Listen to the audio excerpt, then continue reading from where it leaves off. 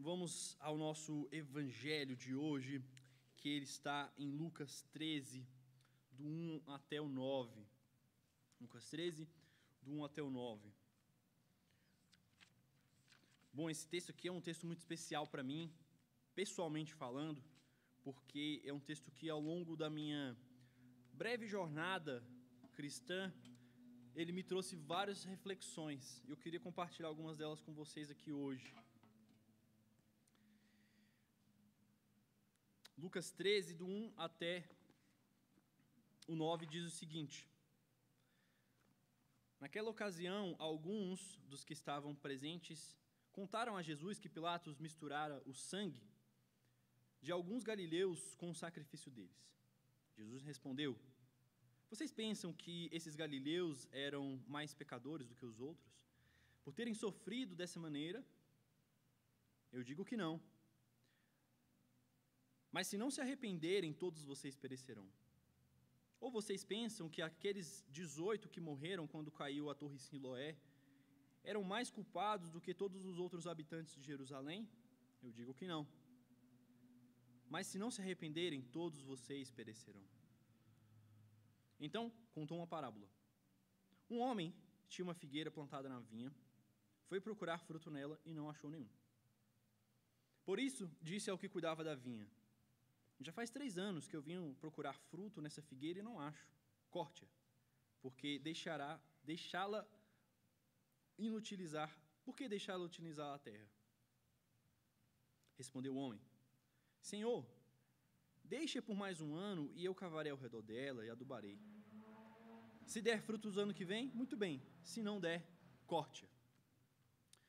Senhor meu Deus, muito obrigado, Senhor Deus, pela sua palavra. Obrigado porque o Senhor nos deu a oportunidade de conhecer essa palavra aqui. Obrigado pelos editores e tradutores que trouxeram ela até hoje para que nós possamos ler e interpretar. Que o Senhor fale aos nossos corações, da mesma forma que o Senhor falou na história da igreja inteira com essa passagem, da mesma forma com que o Senhor falou com as primeiras pessoas a lerem. Fala com nossos corações, ó Pai, que nós possamos entender aquilo que o autor escreveu, nós possamos entender a intenção do Espírito Santo em registrar essas palavras, que o Senhor possa estar conosco. Livra-me, Senhor Deus, da vontade de pregar as minhas opiniões, as minhas...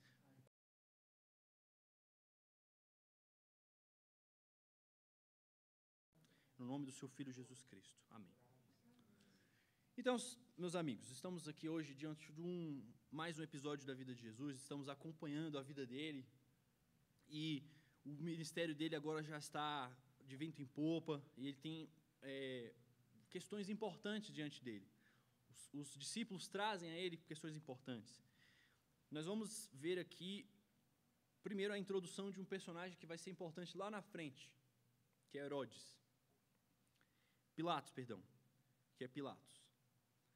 E nós vamos ver um possível acirramento político já começando a acontecer aqui. E também nós vamos entender um pouco a respeito do pensamento dos judeus naquela época, o que eles pensavam e a expectativa que eles tinham a respeito de Jesus. Jesus, então, está no seu ministério ainda na Galileia, no norte de Israel, e a gente já dá prenúncios de que ele vai até Jerusalém em algum momento, e que o destino dele vai ser confrontar essas pessoas, esses governantes, em algum momento. Então, esse texto aqui, ele é basicamente, ele tem uma estrutura com 3 momentos diferentes. Primeiro, ele fala a respeito de um massacre que aconteceu. Na Bíblia não fala muito a respeito desse evento em outros momentos. Não existem também fontes extra-bíblicas para falar sobre o que aconteceu aqui. Mas olha, no versículo 1 fala o seguinte: Naquela ocasião, alguns dos que estavam presentes contaram a Jesus que Pilatos misturara o sangue de alguns galileus com o sacrifício deles. O que isso significa? Quando ele fala que ele misturou o sangue dos galileus, primeiro, ele fala que alguns galileus foram mortos. Aparentemente, eles estavam no templo para oferecer sacrifícios, eles iam até Jerusalém, onde estava o templo. Então, os galileus estavam lá no norte, eles se deslocavam pelo menos uma vez por ano, ao templo para oferecer sacrifícios. E nesse momento, então, Pilatos teria feito uma matança no pátio do templo. E não somente ter matado vários galileus, mas também misturado o sangue dessas pessoas com dos animais, que para eles era uma profanação. Estava profanando o templo, estava profanando o culto deles. E isso foi um fato que aparentemente causou alguma agitação. Era um fato que, principalmente pelo fato de Jesus ser galileu, ele morar no norte de Israel, seria algo até mais forte, porque ele sente mais compaixão, impelido.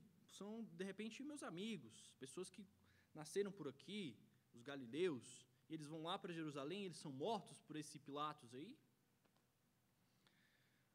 E aqui a gente então é apresentado, a primeira vez, a esta figura que vai se tornar importantíssima no fim da vida de Jesus, que é Pôncio Pilatos.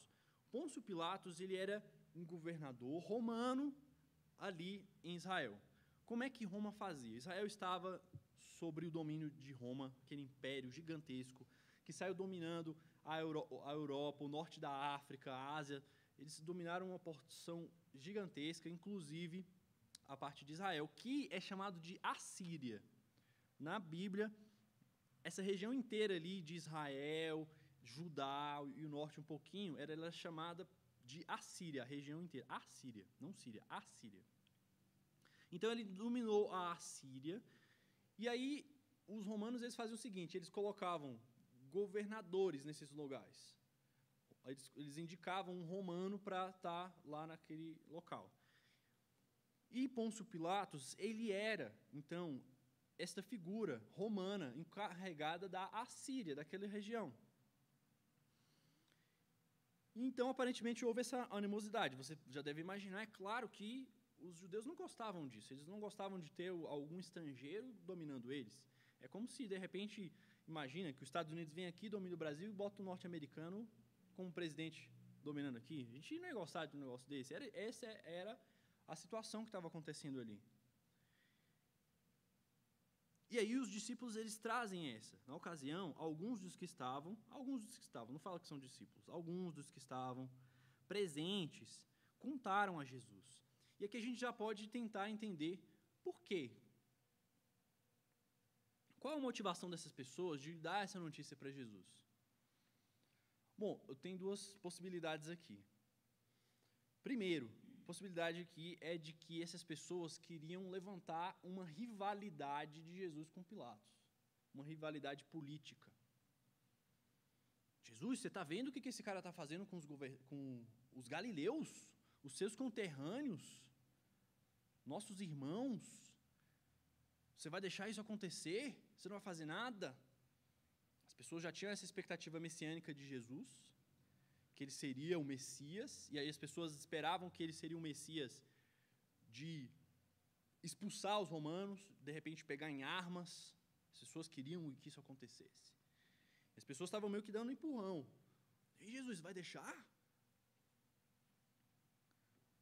Outra alternativa, que talvez eles estivessem alertando Jesus do perigo. Jesus, você viu que os galileus que foram para Jerusalém foram mortos? Você vai para lá mesmo? Será que não é mais prudente a gente ficar por aqui? É uma outra alternativa também, que as pessoas estivessem alertando a Jesus do perigo que ele estava correndo.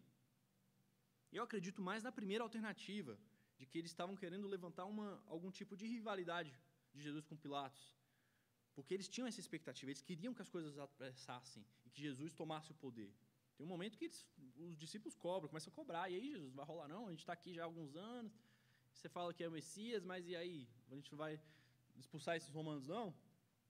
Então, as pessoas já estavam dando esse empurrãozinho. Jesus, ele, sempre muito sábio, ele não entra nessas questões.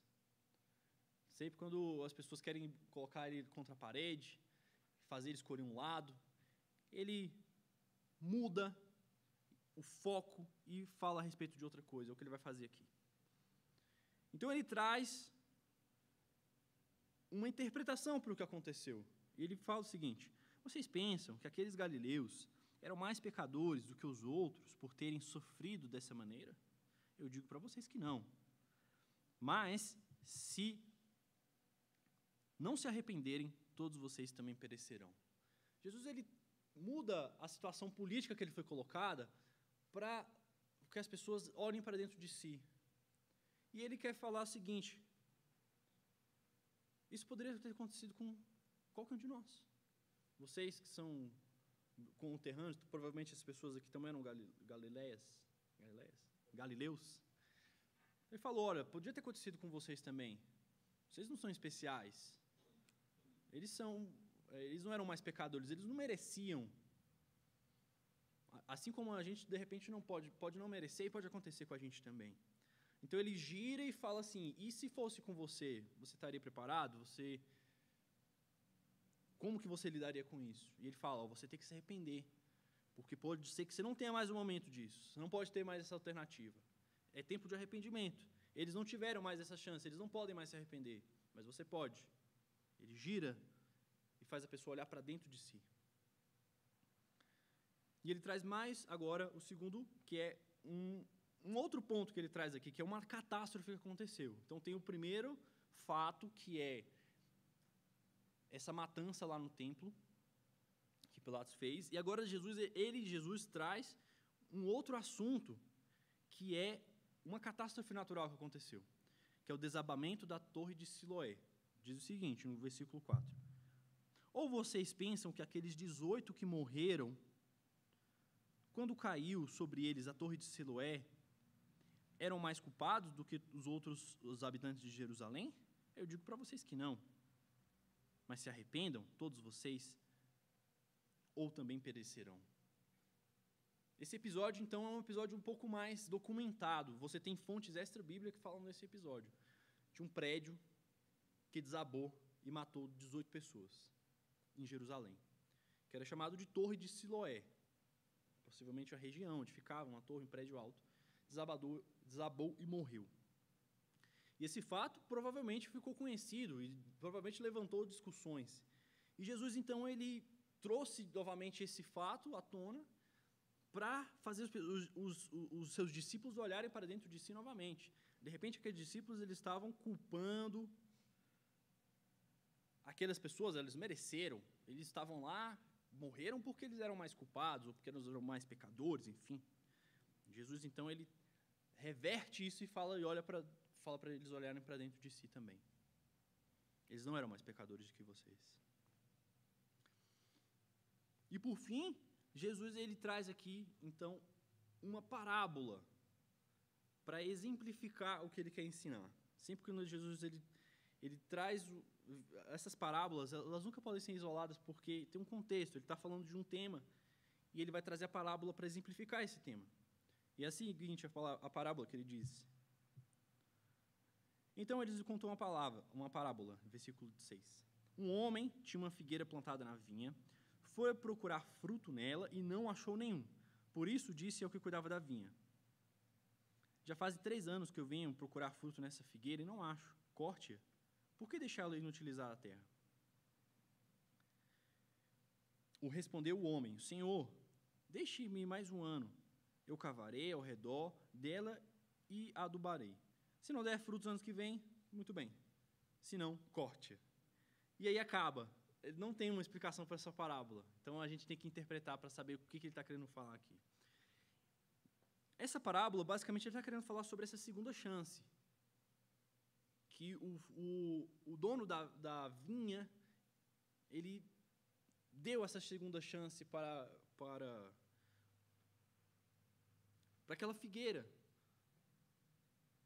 Bom, pelo menos a gente sabe aqui que quem era o responsável, ele pediu essa segunda chance. Dá uma segunda chance, eu vou cuidar dela, e ela vai, então, de repente, ano que vem, dar os frutos aqui que a gente espera. Jesus, ele quer novamente reforçar essa questão do arrependimento, da segunda chance. Ele fala do arrependimento aqui 2 vezes, arrependam-se, arrependam-se. E ele traz essa explicação aqui com essa parábola. Aqui não mostra que se Jesus quem é Jesus aqui, se ele é o dono da vinha, se ele é o trabalhador. Isso eu acho que não cabe a gente fazer nas parábolas. Mas ele pede uma segunda chance. E é como se Jesus estivesse oferecendo essa segunda chance para a gente também. Olha só, eu estou dando essa segunda chance de arrependimento, de restauração, para fazer certo na próxima vez. Então essa é a estrutura do texto aqui, as coisas que acontecem nele. E eu vou destacar aqui 3 ensinamentos que a gente pode tirar desse texto. 1, que todos nós somos pecadores e culpados. 2, que as tragédias pessoais, elas não são necessariamente castigo divino. E 3, que aqueles a quem Deus abençoa, ele exige frutos. Então, primeiro, nos versículos 2 até o 5, ele fala a respeito disso. Todos nós somos pecadores. E essa é uma consciência que a gente tem que ter. No versículo 2, ele fala exatamente isso.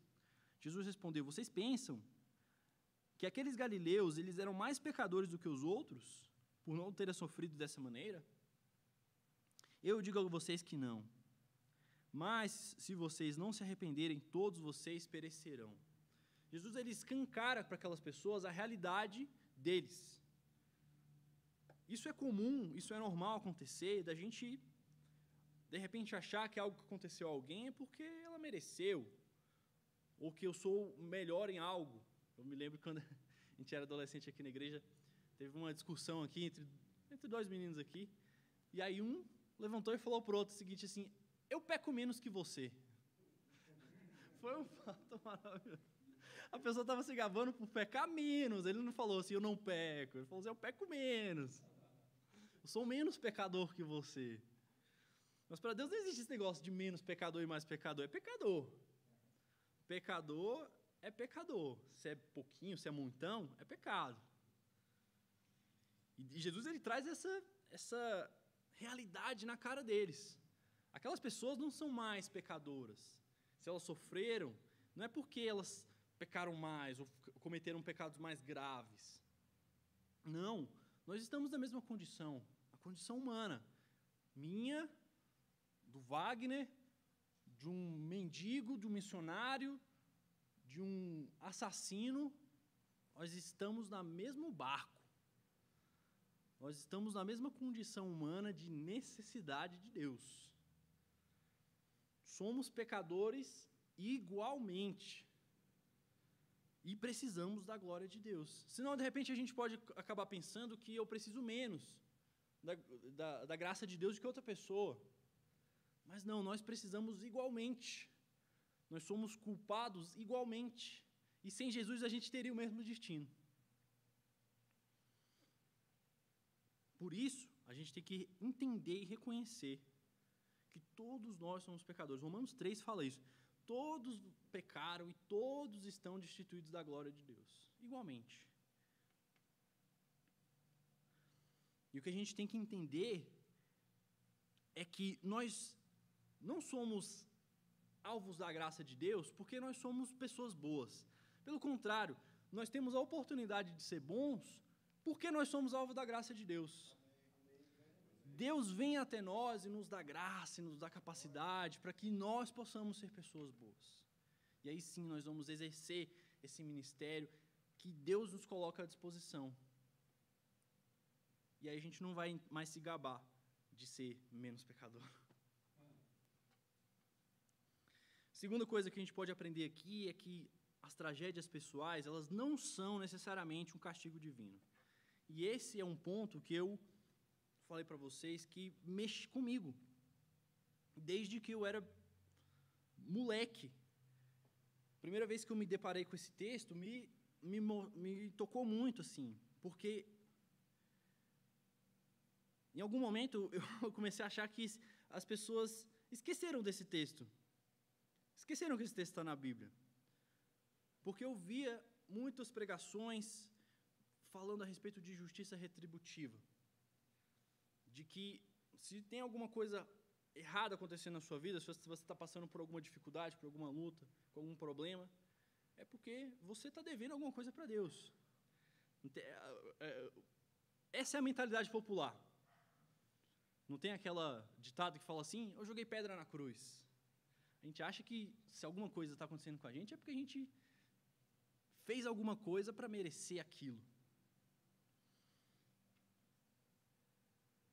E esse texto, ele é um tapa na nossa cara. porque ele mostra uma realidade diferente. Ele mostra que Deus não funciona nos termos humanos.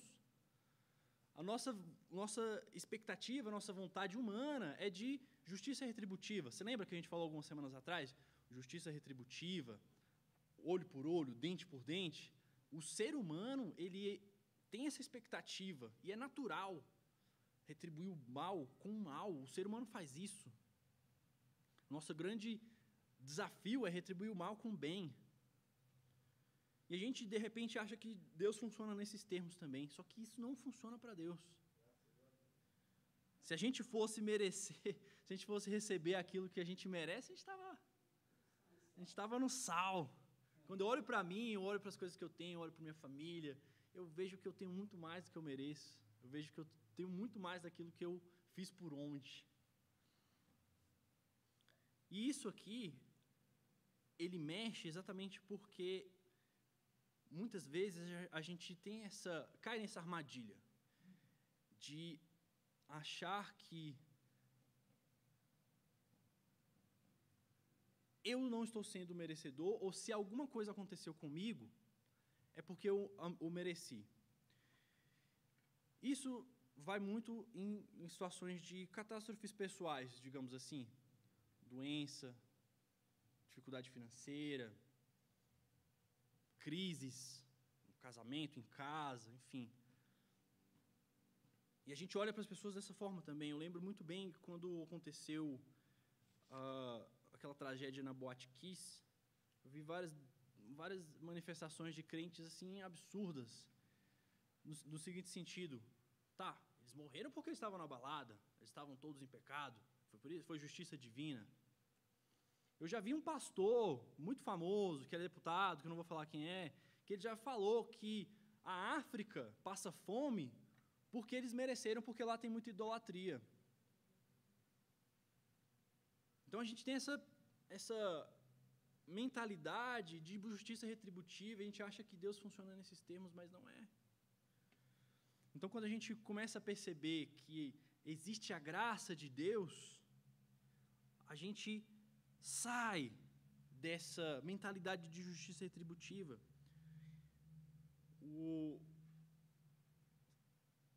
Em Eclesiastes 9, fala que, Salomão ele vai falar que o destino é comum a todos os homens.